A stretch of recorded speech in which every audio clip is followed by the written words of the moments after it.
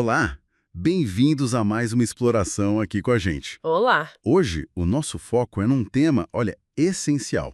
Como é que a gente pode dar aquela força para a autoconfiança das crianças e, ao mesmo tempo, ajudar a reprogramar aquelas ideias que, às vezes, limitam, né? O potencial delas. Isso é um desafio e tanto. E para investigar isso, a gente vai usar uns conceitos bem interessantes da programação neurolinguística, a famosa PNL. Para quem não está muito familiarizado, a PNL, assim, de forma bem simples, estuda como a nossa linguagem, os nossos pensamentos, moldam o que a gente sente e como a gente age. Exato. E a nossa conversa hoje vai se basear nos capítulos 3 e 4 do livro Desperte o Gênio Emocional do Seu Filho, da Suelen Bevilacqua. Um material muito rico, por sinal. Com certeza. E a nossa missão aqui é tentar descobrir juntos umas estratégias práticas, sabe? Para ajudar a equipar os pequenos com recursos emocionais que vão ser valiosos para a vida toda. É sobre construir uma base sólida, né? Isso mesmo. Então vamos lá. Vamos começar a desembrulhar essas ideias. Começando pelo capítulo 3, a autora introduz o conceito de âncoras da PNL. Sabe aquele cheirinho de bolo saindo do forno que te joga direto para casa da avó? Nossa, total. Ou aquela música específica que toca e pronto, volta uma lembrança inteira. Pois é. Isso são âncoras. São associações que o nosso cérebro faz, assim, meio automaticamente, entre um estímulo, pode ser um cheiro, um som, um toque, e um estado emocional. E o legal da PNL é que ela diz que a gente pode criar essas conexões de propósito, não precisa ser só por acaso. Exatamente. E o que é realmente poderoso aqui, pensando nas crianças, é essa intencionalidade. Elas estão ali, sabe, construindo o alicerce emocional delas. Sim. O livro dá um exemplo muito bom. Imagina uma mãe que toda vez que o filho está meio inseguro, ela dá um abraço apertado e fala: "Você é corajoso, você sempre dá um jeito". Ah, que legal. Com o tempo, né, com a repetição, aquele abraço deixa de ser só um carinho. Ele vira um gatilho, uma âncora mesmo, para a sensação de coragem. Então, só de receber o abraço ou até de lembrar dele. Isso, a criança consegue acessar aquele estado de confiança que foi cuidadosamente construído ali. Dá para perceber o papel fundamental que pais e educadores têm nisso, né, de semear essas associações positivas de forma consciente. Faz tudo sentido. E essa ideia de criar âncoras de propósito pode aparecer de várias formas no dia a dia, imagino. Com certeza. Tem as âncoras físicas, por exemplo. Tipo um objeto pequeno, sei lá, uma pedrinha lisa, um bonequinho preferido. Sim, um amuleto quase. Isso, que a criança pode levar no bolso para momentos de mais ansiedade. Uma prova na escola, uma festa onde não conhece muita gente. E aí, tocar nesse objeto ajuda a trazer de volta a sensação de segurança. É como se a segurança ficasse palpável, né? Exato. Algo concreto ali na mão. E além dos objetos, gestos e palavras são âncoras muito potentes. Pensa num toque de mão especial, tipo um high five secreto entre pai e filho antes de um desafio, Ah, sim. ou uma piscadela de vai lá, você consegue, um sorriso que mostra orgulho de verdade. Pequenas coisas, né? Pequenas coisas, mas carregadas de significado. E palavras de afirmação ditas com sinceridade, claro. Eu confio em você, admiro como você não desiste. São esses pequenos rituais, sabe? Quando feitos com afeto e repetidos, eles vão se gravando na memória emocional, vão formando uma base para a autoestima. E não precisa ser nada grandioso, então. Não mesmo. A chave é a constância e a autenticidade desses momentos. Gestos genuínos. Entendi a ideia da criação intencional, os tipos. Mas como é que isso se sustenta? Qual é a lógica por trás para que funcione a longo prazo? Bom, dois princípios são chave aqui. Primeiro, a repetição. É como malhar um músculo, né? Quanto mais você reforça uma associação positiva, Tipo, elogiar o esforço da criança para aprender algo novo? exatamente, e conectar esse elogio específico à sensação de capacidade dela. Quanto mais isso acontece, mais forte fica essa âncora emocional. Por isso é tão importante não só notar, mas celebrar as pequenas vitórias, os momentos de alegria, de superação. Certo. E o segundo princípio? É a autenticidade e, eu diria, a intensidade emocional do momento. Uma conexão genuína, mesmo que rápida, tem um impacto muito maior que um gesto forçado ou mecânico. Entendi. E o mais fascinante é pensar no impacto disso lá na frente. A gente não está só ajudando a criança a lidar com o nervosismo agora. A gente está construindo um legado emocional. Uma ferramenta interna? Isso, uma ferramenta que ela vai poder acessar na vida adulta, numa entrevista de emprego, numa apresentação importante, até para construir relacionamentos mais saudáveis. É uma habilidade para a vida toda. Imagina, sei lá, um aluno que vai apresentar um trabalho na frente da turma e está paralisado de medo. Ah, sim, situação clássica.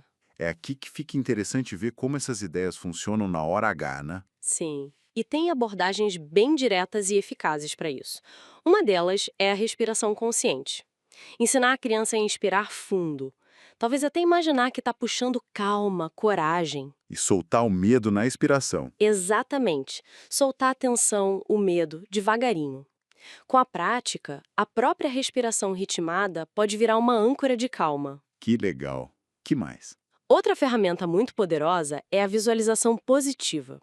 Guiar a criança para criar uma imagem mental bem viva dela tendo sucesso. Se vendo, falando com clareza, se sentindo confiante. Ouvindo os aplausos, talvez? Pode ser. E aí perguntar: como você se sente nesse cenário? O que você está sentindo aí? Para conectar mesmo a emoção positiva àquela imagem. E é importante validar o medo também, né? Não fingir que não existe. Fundamental. Dizer algo como: olha, é normal sentir esse frio na barriga. Muita gente sente, sabia? Até eu já senti isso várias vezes. Isso normaliza a sensação e, olha que interessante, fortalece a conexão entre vocês. A criança se sente compreendida. Lembrei de uma sugestão do livro que achei ótima, a dos post-its coloridos. Ah, essa é muito boa. Usar afirmações curtinhas e positivas, tipo eu sou capaz, eu aprendo com desafios, e colar em lugares que a criança vê todo dia. Espelho do banheiro, porta do armário. Funciona como um lembrete constante, né? Um reforço para a mente. Sim. Mas aí fica a pergunta: como garantir que a criança realmente internalize isso? Que não vire só palavra solta. Ótima pergunta. A internalização acontece quando essas frases se conectam com experiências reais e com o feedback que a criança recebe. Ah, então não basta só o post-it. Não basta só o post-it. Por isso que aquele feedback positivo, focado no esforço, no processo e não só no resultado final, é tão crucial. Tipo, em vez de só parabéns pela nota 10. Isso, dizer algo como: nossa, eu vi o quanto você se dedicou para preparar essa apresentação. Sua organização ficou excelente. Isso tem um impacto muito maior na construção da autoimagem, porque valoriza o caminho, o esforço, ensina a resiliência. E aí as afirmações do post-it ganham mais força. Exato. Elas ganham força quando a criança vive situações em que o esforço dela é notado e ela percebe, na prática: opa, eu sou capaz mesmo. E tudo isso, imagino, precisa de um ambiente propício, né? Um lugar onde a criança se sinta segura para ser quem ela é, com os medos, com as falhas. Com certeza, o porto seguro, como você disse, não um tribunal. A escuta atenta e a validação genuína parecem ser a chave aqui. Lembro de uma vez, na escola, tirei uma nota bem baixa, numa matéria que eu até gostava. Fiquei arrasado. Acontece, né? Mas o jeito como fui acolhido em casa. Alguém me disse algo tipo: puxa, que chato, mas isso acontece, não define quem você é. O que será que a gente pode aprender com isso para a próxima vez? Sabe, não diminuiu minha frustração, mas Mas te deu espaço para processar e pensar adiante. É exatamente esse o poder da validação. Sua experiência ilustra isso perfeitamente. e a linguagem corporal conta muito na hora de ouvir, né? Totalmente. Manter contato visual, mostrar interesse de verdade, largar o celular. Isso tudo comunica para a criança. Você é importante, o que você sente é importante para mim. O livro até menciona uma cena de uma tia ouvindo atentamente a sobrinha contar um sonho. Sim, e a alegria da menina ao ver que a tia estava completamente ali, presente na história dela. São esses momentos que cimentam a confiança e o vínculo. E tem um ponto delicado também. Permitir que a criança sinta o desconforto. Aceitar que está tudo bem ficar chateado, frustrado, triste. Se não tentar consertar a emoção na hora, acolher primeiro. Ajudar a entender o que está sentindo, talvez. Exato, acolher e ajudar a nomear, a entender. Isso faz parte do crescimento. Se a gente conecta tudo isso, esse ambiente seguro, a escuta, a validação, Isso fortalece os laços, né? Sem dúvida. Fortalece os laços familiares, sociais, cria um alicerce sólido não só para a autoconfiança, mas para a resiliência. Ensina que é seguro tentar, é seguro errar e que a gente aprende com os erros. No fundo, a gente está ajudando a formar seres humanos mais completos, emocionalmente mais inteligentes. Exatamente. Claro que a gente sabe, na correria do dia a dia, manter essa consistência é um desafio, né? Para pais, mães, cuidadores. Sim, a vida é corrida. Mas o livro sugere, e eu concordo muito, que começar pequeno, com momentos intencionais de conexão, já faz uma diferença enorme. E essa base de segurança é ainda mais crucial quando a gente entra no assunto do capítulo 4, as tais crenças limitantes. Ah, sim, as vozes internas. Aquelas vozes chatas que ficam falando, eu não sou bom o suficiente, eu nunca vou aprender isso, ninguém gosta de mim. E nas crianças que ainda estão formando a identidade, a autoimagem, essas crenças podem virar barreiras enormes, né? Muros que prendem o potencial delas. Verdade. De onde vêm essas crenças, geralmente? Olha, muitas vezes a raiz está em experiências do passado que foram interpretadas pela lógica infantil, sabe? Uma situação de fracasso, tipo cair de bicicleta e ouvir um comentário impaciente. Nossa, como você é desajeitado. Putz, Para a criança, isso pode criar uma ligação direta. Tentar algo novo igual a ser inadequado. Ela pode internalizar, eu sou desajeitado, e pronto, virou uma crença. e não é só experiência direta, né? O ambiente influencia muito. Demais, comparações com colegas, pressão por desempenho na escola, as expectativas dos pais às vezes nem ditas claramente. Uma criança pode ver a frustração do pai com as notas e interpretar como, eu não sou inteligente mesmo. Exatamente essa dinâmica. Elas são como esponjas emocionais, né? Absorvem não só o que é dito, mas o clima da casa, o estresse, as interações sociais que elas observam. E um comentário que, pra gente adulto, parece bobo, pode deixar uma marca. Pode deixar uma marca profunda. E o ponto crítico é que essas crenças que vão sendo internalizadas começam a ditar o comportamento e as reações da criança. Tipo um ciclo vicioso. Perfeito. A criança que acredita não ser boa em matemática pode ficar tão ansiosa antes da aula que acaba bloqueando mesmo e aí confirma para si mesma a própria crença. Ela começa a evitar desafios matemáticos. E perde a chance de desenvolver aquela habilidade. Nossa. Exato. Daí a urgência de ajudar a identificar e, se possível, reestruturar essas ideias. Sim. Apoiar a criança a reconhecer essas vozes internas, a questioná-las, é como dar um óculos novo para ela se enxergar. Transformar o que era um freio no impulso para crescer.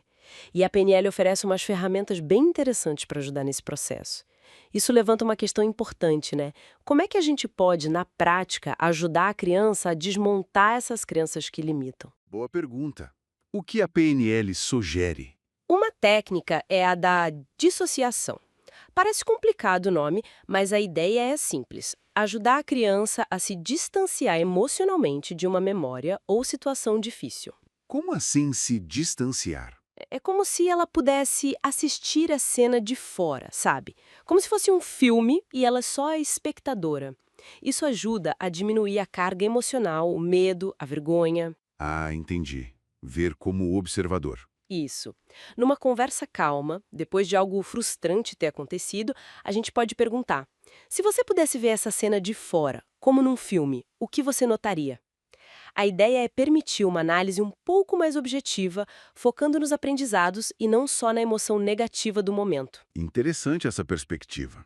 O livro também fala em reformular experiências passadas. A ressignificação, né? Como isso funciona? A ressignificação vai um pouquinho além.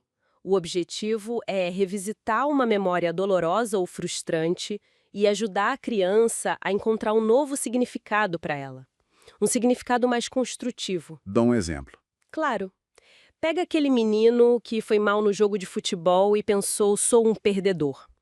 A gente pode guiar ele a revisitar essa memória, mas focando em outros aspectos. Tipo, Talvez a sensação boa de correr na grama, ou o apoio que ele recebeu de um amigo depois do jogo, ou um passe certo que ele deu em outro momento, ou até mesmo a lição que ele aprendeu sobre como lidar com a frustração. então não é negar que foi ruim. Não, de jeito nenhum. é ampliar a visão, mostrar que mesmo nas experiências difíceis tem aprendizados, tem pontos positivos, tem oportunidades de crescimento e, principalmente, que um evento isolado não define quem ele é. E como a gente pode trazer essas ideias, que parecem um pouco mais complexas, para o dia a dia de um jeito mais leve? Aquelas afirmações positivas que a gente falou antes servem aqui também. Com certeza.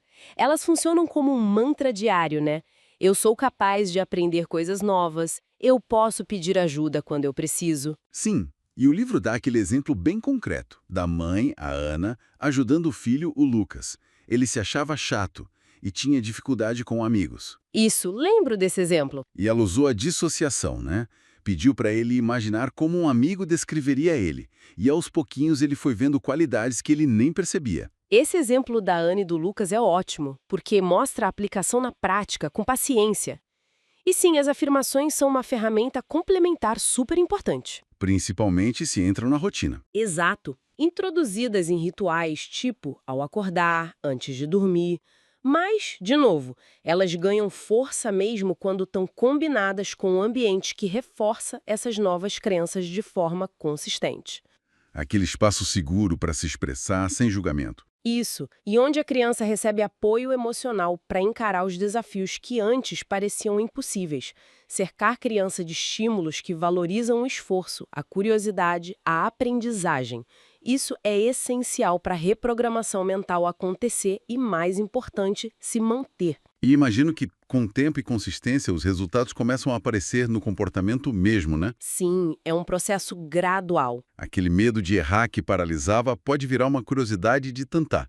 O obstáculo que parecia um muro intransponível começa a ser visto mais como um degrau. Exatamente. E o papel dos pais, dos cuidadores, com muito afeto e paciência, é justamente guiar essa metamorfose interna. E a implementação consistente na rotina é que faz a mágica acontecer, pelo visto. É o que solidifica a mudança. Criar um ambiente em casa onde se fala abertamente sobre desafios, sobre superações, onde os próprios pais compartilham suas vulnerabilidades, seus aprendizados com os erros. Isso ajuda a normalizar, né? Tira aquele peso de ter que ser perfeito.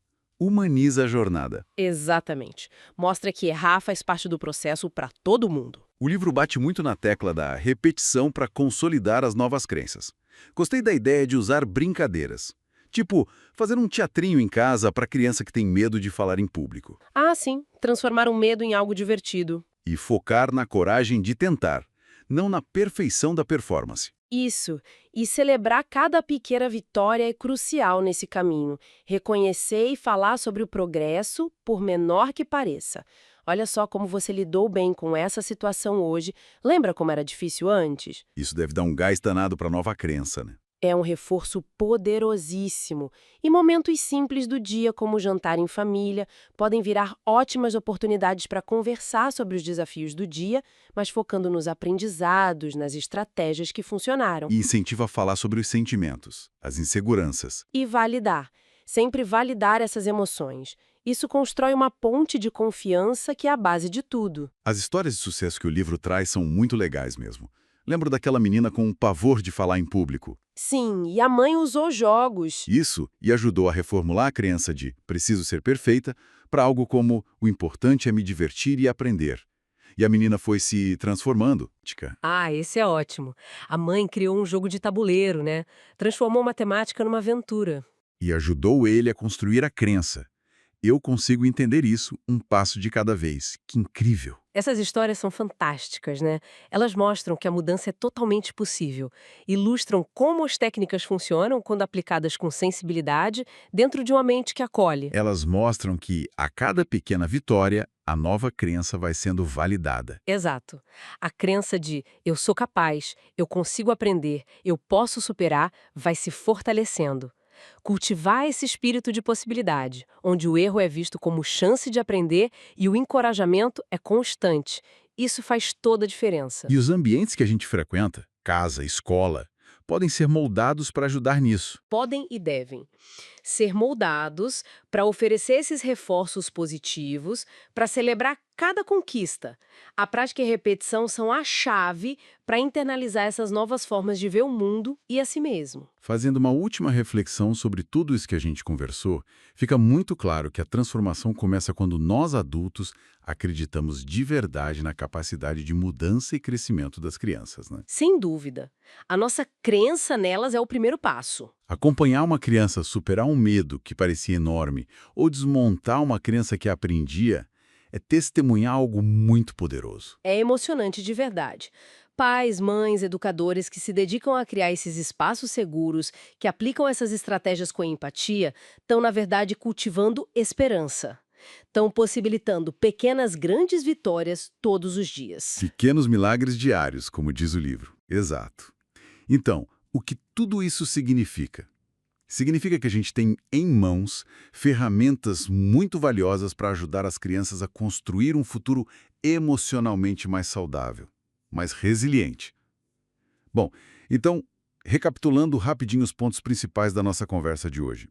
A gente explorou como as âncoras emocionais da PNL, lá do capítulo 3 do livro da Suelen Bevilacqua, podem ser usadas para fortalecer a autoconfiança, através de objetos, gestos, palavras. E técnicas como a respiração consciente e a visualização positiva. Isso. E depois, com base no capítulo 4, a gente mergulhou na origem das crenças limitantes e como ferramentas da PNL, tipo a dissociação e a ressignificação. Combinadas com afirmações positivas e, claro, um ambiente de apoio constante. Podem ajudar a reprogramar essas crenças.